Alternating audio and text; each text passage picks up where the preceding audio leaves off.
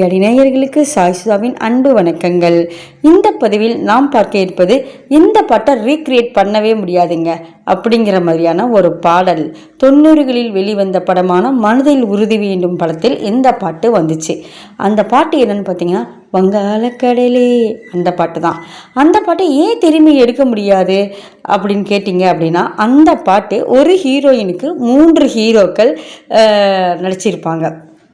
கதைப்படி பார்த்தீங்கன்னா அவங்களுக்கு வர பேர் இப்படி இருப்பாங்களா அப்படி இருப்பாங்களான்னு அவங்களுடைய வீட்டில் வேலை செய்கிறவங்க நினச்சி பார்க்குற மாதிரியான ஒரு சுச்சுவேஷன் சாங் தான் அது. அதில் 3 ஹீரோக்கள், அந்த 3 ஹீரோவுமே நட்சத்திரங்கள், உயர்ந்த ஸ்டார்ஸ் அவங்க தான். யாருன்னு பார்த்தீங்கன்னா சத்யராஜ், விஜயகாந்த், ரஜினிகாந்த் 3 பேர் நடிச்சிருப்பாங்க. யாருக்கு பேரான்னு பார்த்தீங்கன்னா சுஹாசினிக்கு தான். இந்த படம் 3 பேரும் நடித்தது பாலச்சந்தர் அவரின் இயக்கத்தில்னு உங்களுக்கு தெரியும். பாலச்சந்தருக்காக 3 பேரும் நடிச்சிருப்பாங்க. ஒரு ஹீரோயினுக்கு ஒரே ஒரு பாடலில் ஒரு ஹீரோ, அதாவது ஒரு ஹீரோவுக்காக பெரிய பெரிய ஹீரோயின்லாம் வந்து ஒரு கவர்ச்சி பாட்டை பாடினது இதெல்லாம் நம்ம நிறைய படங்களில் பார்த்துருக்கோம். அவங்களுக்காக நட்புக்காக செஞ்சு கொடுப்பாங்க. ஆனால் அந்த பாட்டு முழுக்க அவங்க ஒருத்தங்களே வந்திருப்பாங்க. அந்த மாதிரி ஒரு கதாநாயகனுக்காக கதாநாயகி வந்து வேறு ஒரு கதாநாயகி நடிக்கும் பொழுது இவங்க ஒரு கற்பனையாக ஒரு பாடலுக்கு மட்டும் வந்துட்டு போவாங்க. அதுவும் பெரும்பாலும் குத்துப்பாடலுக்கு வந்துட்டு போவாங்க.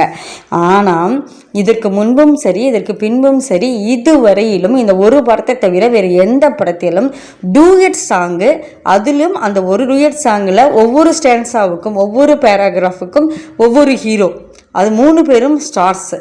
அவங்க இந்த மாதிரி எந்த படத்துலையும் வந்ததே இல்லை. நீங்கள் பார்த்துருக்கீங்களா சொல்லுங்கள்.